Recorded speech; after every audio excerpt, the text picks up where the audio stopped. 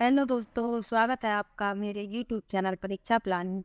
Previous year के questions की series को आगे बढ़ाते हुए ईवीएस के प्रीवियस ईयर के क्वेश्चंस को सॉल्व करते हैं। वीडियो शुरू करने से पहले एक रिक्वेस्ट है कि वीडियो को लाइक और चैनल को सब्सक्राइब करना ना भूलें। चलिए वीडियो शुरू करते हैं। पहला प्रश्न है, पर्यावरण अध्ययन की प्रकृति निम्नलिखित का समर्थन नहीं करते। नहीं का बहुत ध्यान रखना है। क्वेश्चन पेपर में नहीं पर अंडरलाइन कर लेंगे। विकल्प ए में लिखा है बच्चे कम गलतियां करें। विकल्प बी बच्चों को करके सीखने का अवसर मिले। विकल्प सी बच्चे बहुत से प्रश्न पूछें। और विकल्प डी बच्चों को खोज करने के लिए पर्याप्त स्थान मिले। तो इस प्रश्न में नहीं समर्थन नहीं करता है पूछा गया है, तो ए विकल्प सही होगा कि बच्चे कम गलतियां करें। बच्चे तो गलतियां करते ही हैं और गलतियों से ही बच्चे सीखते हैं। अगला प्रश्न है, शिक्षार्थियों का आकलन करते समय पर्यावरण अध्ययन की शिक्षिका को निम्नलिखित में से क्या नहीं करना चाहिए। फिर से नहीं वाला प्रश्न है, क्या नहीं करना चाहिए ये पूछा गया है। विकल्प ए बच्चों के पूर्व आकलन के साथ तुलना करना। विकल्प बी शिक्षार्थियों की सीखने की क्षमताओं को ध्यान में रखकर सूचना दर्ज करना। विकल्प सी के कार्य के केवल कुछ पक्षों पर ध्यान केंद्रित करना। और विकल्प डी बच्चों के कार्य से संबंधित गुणात्मक उल्लेख करना। तो इस प्रश्न में सी विकल्प सही है कि बच्चों के कार्य के केवल कुछ पक्षों पर ध्यान केंद्रित करना। केवल कुछ पक्षों पर ध्यान केंद्रित नहीं करना है, उनके पूरे कार्य को देखना है, इसलिए सी विकल्प सही होगा। अगला प्रश्न है, प्राथमिक स्तर पर पर्यावरण अध्ययन में समुदाय सीखने सिखाने का एक महत्वपूर्ण संसाधन है क्योंकि यह एक बहुत सस्ता संसाधन है। विकल्प बी है यह आसानी से उपलब्ध होने वाला संसाधन है। विकल्प सी है इसमें समझदार और बुजुर्ग व्यक्ति होते हैं। और विकल्प डी है यह वास्तविक स्थितियों में सीखने के अवसर उपलब्ध कराता है। तो इस प्रश्न में डी विकल्प सही है कि यह वास्तविक स्थितियों में सीखने के अवसर उपलब्ध कराता है। अगला प्रश्न है, गुरप्रीत पहली बार रेलगाड़ी से नई दिल्ली से चेन्नई गया। अपनी रेल यात्रा में उसकी गाड़ी के द्वारा निम्नलिखित में से किस नदी को पार करने की संभावना नहीं है पूछा गया है। मतलब कौन सी नदी जो है उसको रास्ते में नहीं मिलेगी। तो विकल्प ए में लिखा है गोदावरी, विकल्प बी में लिखा है गंगा, विकल्प सी कृष्णा और विकल्प डी नर्मदा। तो इस प्रश्न में बी विकल्प सही है। वह दिल्ली से चेन्नई जा रहा है तो उसकी जो रेलगाड़ी है वो गंगा नदी को पार नहीं करेगी, यानी गंगा नदी को पार करने की संभावना नहीं है। अगला प्रश्न है, हमारे देश में निम्नलिखित स्थानों में कौन सा ठंडा रेगिस्तान है। विकल्प ए जैसलमेर, विकल्प बी लद्दाख, विकल्प सी मेघालय और विकल्प डी दार्जिलिंग। तो इस प्रश्न में बी विकल्प सही है। लद्दाख जो है उसे ठंडा रेगिस्तान कहा जाता है। अगला प्रश्न है, कक्षा 5 की पर्यावरण अध्ययन की पाठ्य पुस्तक का एक पाठ उसी से ठंडा उसी से गर्म डॉक्टर जाकिर हुसैन द्वारा लिखी गई एक कहानी। उन्होंने बच्चों के लिए ऐसी कई कहानियां लिखी। अपनी मृत्यु के समय वे थे। विकल्प ए भारत के मुख्य न्यायाधीश, विकल्प बी भारत के उपराष्ट्रपति, विकल्प सी भारत के राष्ट्रपति और विकल्प डी भारत के प्रधानमंत्री। तो इस प्रश्न का सी विकल्प सही है। अपनी मृत्यु के समय वे भारत के राष्ट्रपति थे और भारत के तीसरे नंबर के राष्ट्रपति थे, डॉक्टर जाकिर हुसैन। अगला प्रश्न है, खाद्य संरक्षण के लिए निम्नलिखित में से कौन सा जोड़ा ठीक नहीं है। विकल्प ए में लिखा है आलू और चिप्स, विकल्प बी दूध पनीर, विकल्प सी सेब और जैम और विकल्प डी कच्चा आम और अचार। तो इस प्रश्न में बी विकल्प सही है। बी क्यों सही है? क्योंकि आलू से चिप्स बनते हैं, इनको संरक्षित किया जाता है। सेब से जैम बनता है, उसको भी संरक्षित कर लिया जाता है, डिब्बे में भर के रख लिया जाता है, मार्केट में भी मिलता है।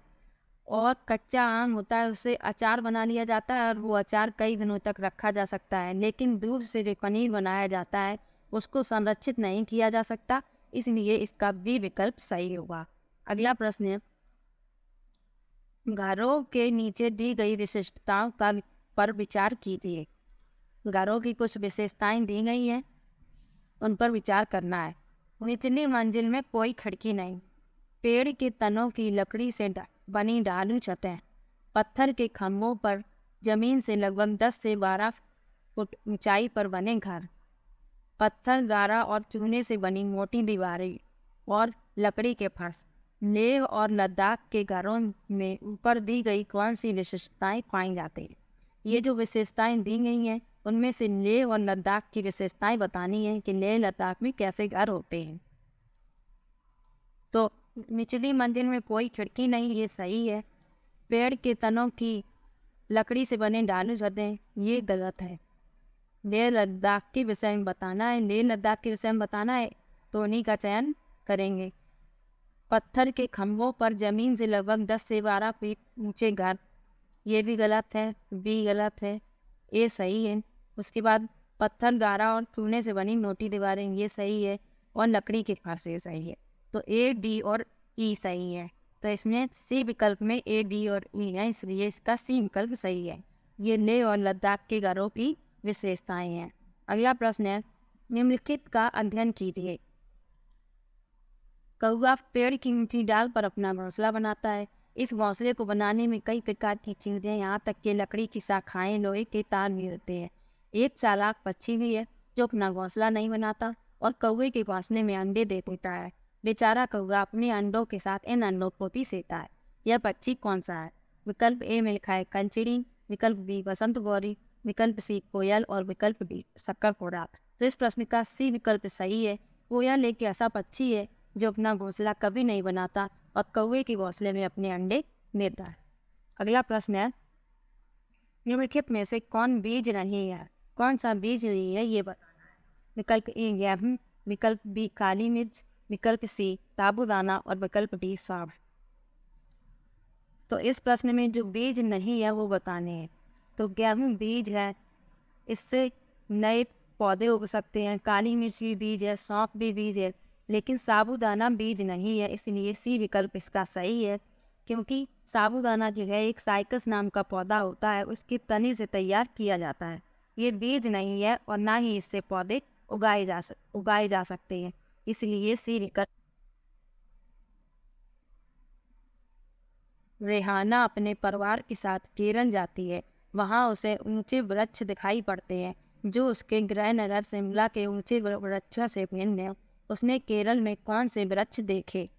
विकल्प ए नारियल, विकल्प बी सेब, विकल्प सी लीची और विकल्प डी चीड़। तो इस प्रश्न का ए विकल्प सही है। केरल में नारियल के ऊंचे ऊंचे वृक्ष दिखाई पड़ते हैं, इसलिए रिहाना ने जो वृक्ष देखे वो वृक्ष किसके हैं?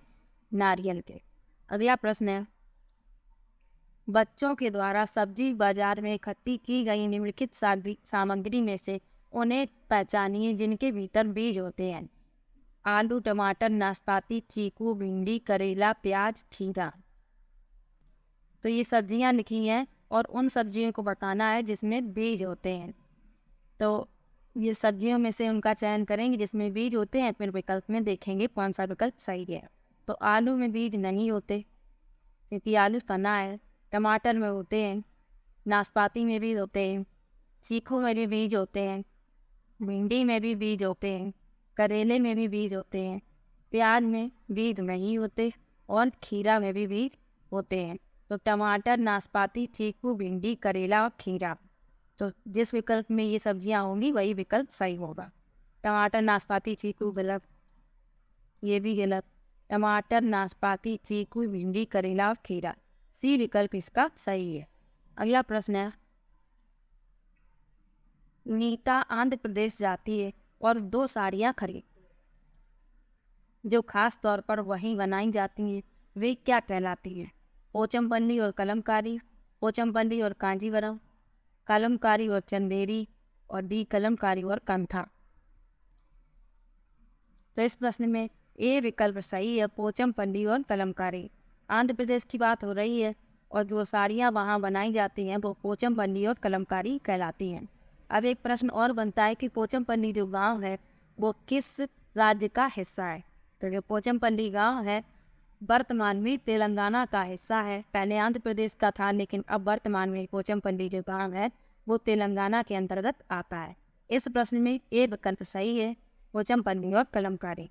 अगला प्रश्न है, निम्नलिखित में से कौन सी बीमारी रुके या इकट्ठे हुए पानी से हो सकती है? विकल्प ए मलेरिया, विकल्प बी पोलियो, विकल्प सी निमोनिया और विकल्प डी चेचक। तो इस प्रश्न में ए विकल्प सही है। मलेरिया जो है, रुके हुए पानी पर मच्छर इकट्ठे हो जाते हैं, उन्हीं से मलेरिया फैलता है, मच्छर से, इसलिए ए विकल्प सही होगा। अगला प्रश्न है, इस जोड़ा सही है वो बताना है। विकल्प बी उड़ीसा भरतनाट्यम, विकल्प सी तमिलनाडु लावड़ी और विकल्प डी कर्नाटक और कत्थक। इस प्रश्न में ए विकल्प सही है। असम जो है वो बिहू, यही विकल्प सही है, असम और बिहू। जबकि उड़ीसा भरतनाट्यम ये गलत है, क्योंकि जो भरतनाट्यम है वो तमिलनाडु का नृत्य है और लावड़ी जो है वो पुणे का नृत्य है। और कर्नाटक कत्थक ये गलत लिखा है ये भी, क्योंकि कत्थक जो है वो उत्तर प्रदेश का नृत्य है, इसलिए ए विकल्प सही है कि असम और बिहू। अगला प्रश्न है, एस्किमो अपने घर इग्लू का निर्माण बर्फ से करते हैं, इसका क्या कारण है? विकल्प ए में लिखा है बर्फ ठंडी और हवा और पानी को अंदर नहीं आने देता। विकल्प बी बर्फ की दीवारों के बीच मौजूद हवा अंदर की गर्मी को बाहर जाने से रोकती है। विकल्प सी बर्फ मुफ्त में मिलती है, अन्य सामग्री की कीमत अधिक होगी। और विकल्प डी दुर्गम क्षेत्रों में केवल बर्फ ही उपलब्ध है। तो इस प्रश्न में बी विकल्प सही है कि बर्फ की दीवारों के बीच मौजूद हवा अंदर की गर्मी को बाहर जाने से रोकती है, इसलिए ये लोग जो है एस्किमो अपने जो घर है वो इग्लू बर्फ से बनाते हैं और उन्हें कहते क्या है, इग्लू कहते हैं। बर्फ के जो घर होते हैं उन्हें इग्लू कहते हैं। अगला प्रश्न है, निम्नलिखित में से कौन सी विशेषता बरगद के पेड़ के जड़ों की नहीं है? नहीं यह पूछी गई है। विकल्प ए जड़ें शाखाओं से नीचे लटकती हैं। विकल्प बी इसमें जमीन के भीतर जड़ें होती हैं। विकल्प सी जड़ें भोजन का भंडारण करती हैं। और विकल्प डी जड़ें खंभों की तरह पेड़ को सहायता प्रदान करते हैं। गलत विकल्प को बताना है, इसलिए सी विकल्प सही है कि जड़ें भोजन का भंडारण करती हैं, क्योंकि जो बरगद की जड़ें हैं वो भोजन का भंडारण नहीं करती। अगला प्रश्न है कि अंतर वस्तु को पढ़ाने में प्रभावशाली है, ऐसा इसलिए है क्योंकि कविताएं और कहानियाँ। विकल्प ए बच्चों के परिवेश का समृद्ध चित्रण कर सकती हैं। विकल्प बी विकल्प नहीं, ये कथन है, संदर्भगत अधिगम परिवेश प्रदान करती हैं। विभिन्न अमूर्त अवधारणाओं की प्रभावशाली तरीके से व्याख्या कर सकती हैं। सृजनात्मकता और सौंदर्य का पोषण कर। विकल्प ए में लिखा है ए बी डी, विकल्प बी केवल सी, विकल्प सी केवल बी और विकल्प डी ए और ओमा बी। तो इस प्रश्न में ए विकल्प सही है। ए बी और डी, ए बी और डी ठीक है। अगला प्रश्न है, कक्षा 5 की शिक्षिका के रूप में आप ईंधन के संरक्षण प्रकरण को पढ़ाने के लिए निम्नलिखित में से किस संसाधन के उपयोग को सर्वश्रेष्ठ पाते हैं? विकल्प ए संदर्भ पुस्तकें, विकल्प बी पोस्टर, विकल्प सी समाचार पत्र और विकल्प डी पाठ्य पुस्तक।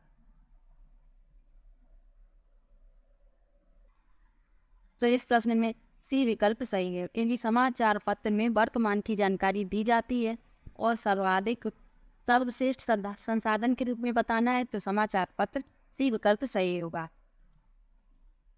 कक्षा 4 की एक शिक्षिका शिक्षार्थियों से कहती है कि वे अपने कार्य पत्रक, अवलोकन रिपोर्ट और सत्र में एकत्रित की गई सामग्री को एक फोल्डर में डाल दें।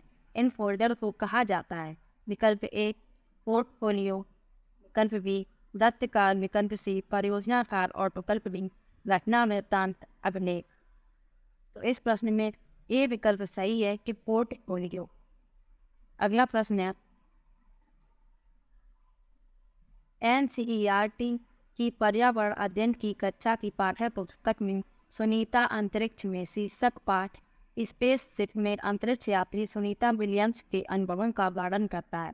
इसे शामिल करने के क्या कारण हो सकते हैं? विकल्प ए कथन है, ये विकल्प नीचे लिखे हैं। यह घटना अंतरिक्ष यात्रियों की जिंदगी में झांकने का अवसर देती है। यह घटना स्पेसशिप में भौतिक स्थितियों का वर्णन करती है। यह घटना स्त्री पुरुष लिंग रूढ़िवादिता को चुनौती देती है। और विकल्प डी यह कथन डी यह घटना गुरुत्वाकर्षण की अवधारणा को समझने में मदद करती है। इसमें कथन ए, बी और सी सही है, जबकि डी गलत है, क्योंकि गुरुत्वाकर्षण की अवधारणा को समझने में मदद नहीं होगी, इसलिए बी विकल्प इसका सही होगा, ए, बी और सी। अगला प्रश्न है, पर्यावरण अध्ययन की एक से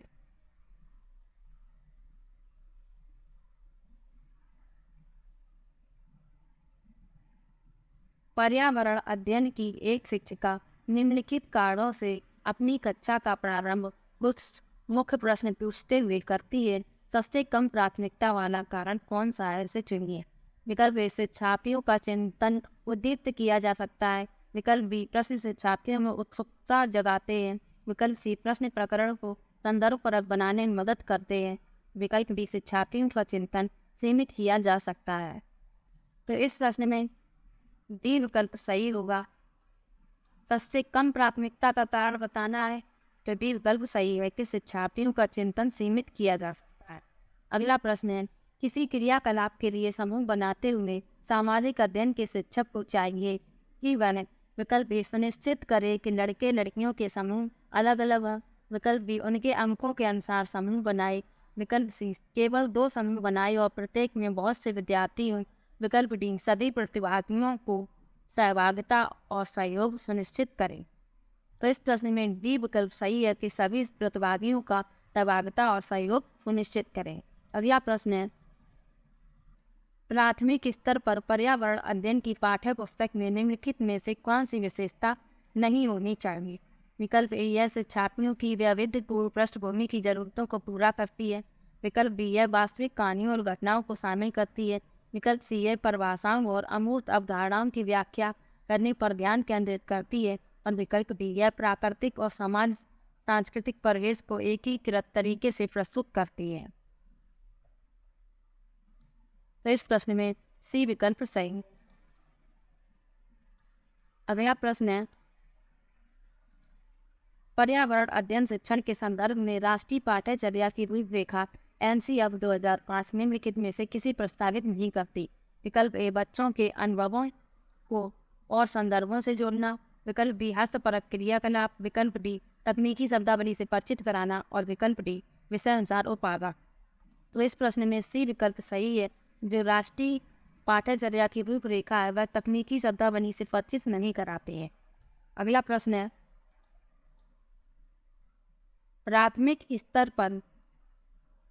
प्राथमिक स्तर के शिक्षार्थियों में मानचित्र बनाने और समझने के लिए निम्नलिखित में से किन कौशलों के विकास की आवश्यकता है। स्थानों की सापेक्ष स्थिति की समझ, स्थानों की सापेक्ष दूरी और दिशाओं की समझ, प्रतीकों और स्केल पैमाने की समझ, स्केल पैमाने के अनुसार स्पष्ट ड्राइंग बनाना। तो इसका ए कथन सही है, बी सही है, सी सही है, ए बी सी सही है, डी गलत है, इसलिए बी विकल्प इसका सही है, ए बी और सी। अगला प्रश्न है, प्राथमिक कक्षाओं में पर्यावरण अध्ययन पढ़ाने के लिए निम्नलिखित में से कौन सा उद्देश्य संबंधित नहीं है। विकल्प ए विज्ञान के आधारभूत प्रत्ययों और सिद्धांतों को रटकर याद कर लेना। विकल्प बी पर्यावरण को खोजने के अवसर प्रदान करना। विकल्प सी अवलोकन, मापन और भविष्य कथन और वर्गीकरण जैसे कौशलों का विकास करना। और विकल्प डी भौतिक और सामाजिक परिवेश के प्रति संवेदनशीलता विकसित करना। संबंधित नहीं है बताना है, इसलिए ए विकल्प सही है कि विज्ञान के आधारभूत प्रत्ययों और सिद्धांतों को रटकर याद कर लेना। तो ये EVS के प्रीवियस ईयर के क्वेश्चंस थे। वीडियो कैसा लगा कमेंट बॉक्स में जरूर बताइएगा। वीडियो को लाइक और चैनल को सब्सक्राइब करना मत भूलिएगा। Thank you.